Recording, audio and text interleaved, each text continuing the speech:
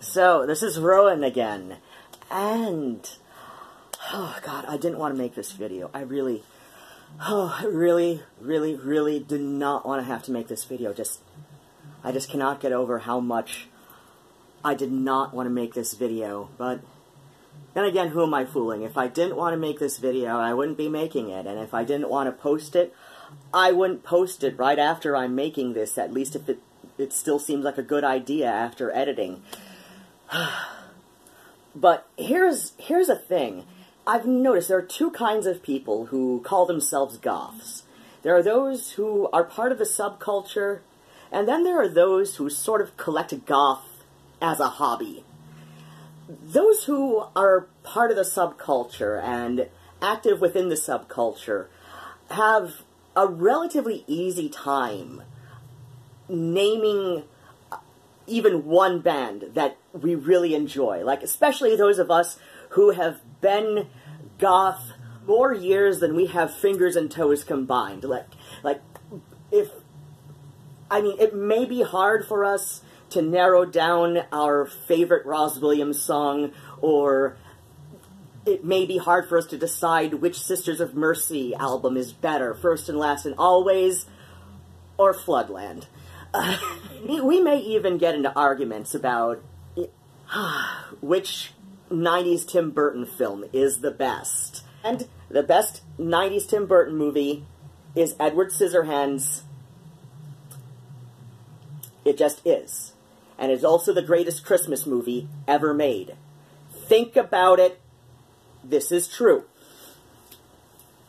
But we can at least name a band, even if it's not our most favorite band, at least a band that we really like. That's really easy for us if we're actively part of the subculture. A lot of us who are active members of the subculture also like to collect cute little spooky things as a hobby, and that's great, but there are also people who like to collect spooky things as a hobby and maybe even enjoy dark fashion, but they aren't members of the subculture.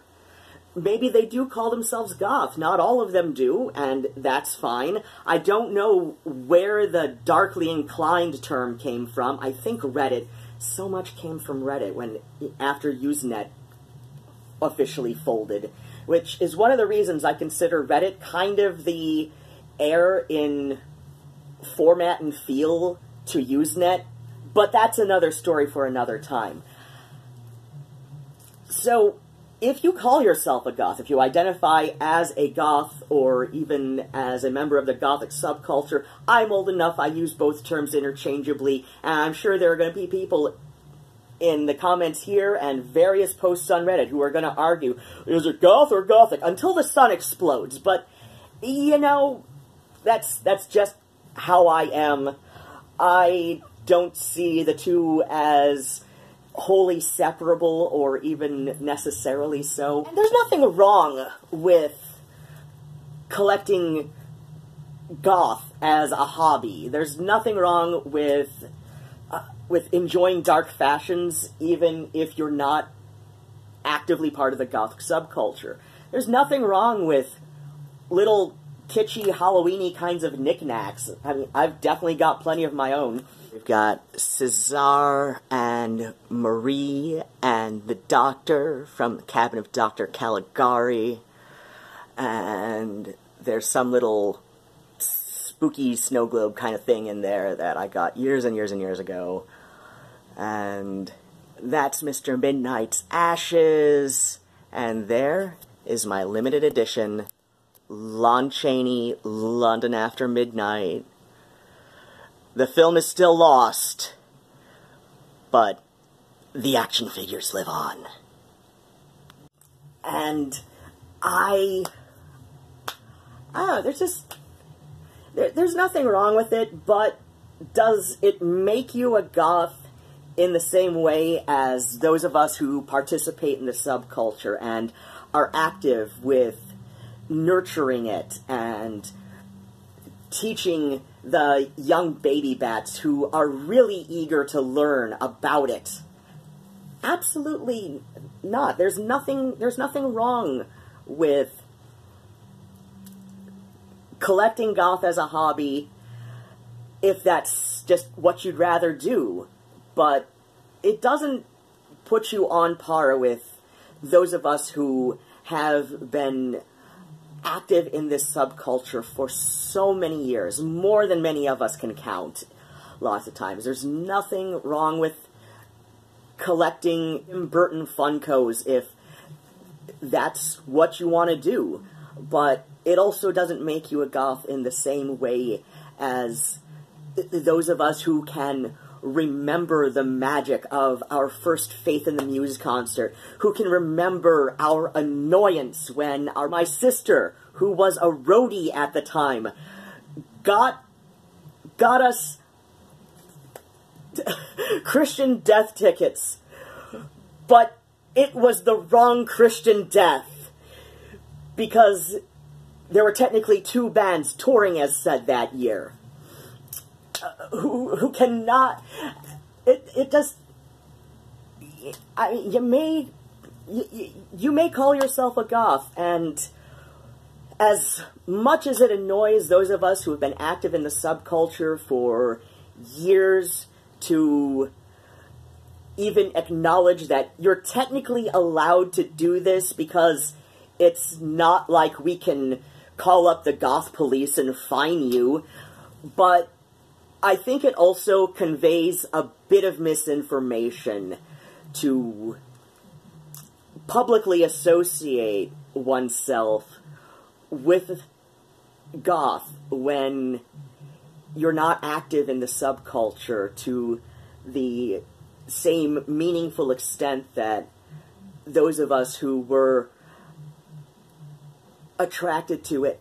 Maybe we were attracted to it by the fashions and the gorgeous little skinny androgynous boys who we saw queuing up outside, and, you know, but it's ultimately the music that kept us coming back and held us together and provides that ambiance to